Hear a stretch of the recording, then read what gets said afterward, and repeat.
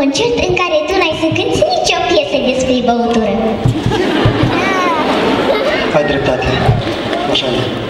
Dar știi care e diferența dintre o cămilă și un om? Care? Uite, cămila poate să lucreze 3 luni la rând fără ca să bea. Așa? Dar omul poate să bea 3 luni la rând fără ca să lucreze. Și asta e varianta. Tu-ți închipui? Înseamnă că ce fie să cântăm piesa? Eu beau. Nu, tătică, noi acum cântăm piesa Steaua sus răsare.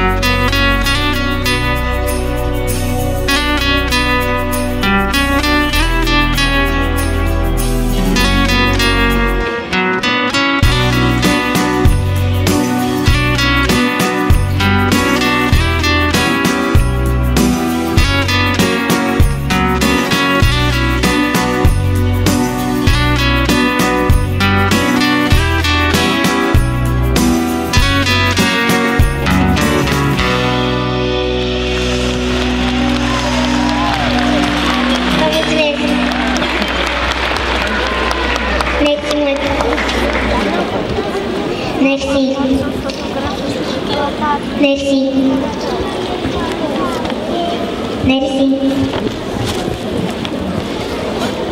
Merci mult.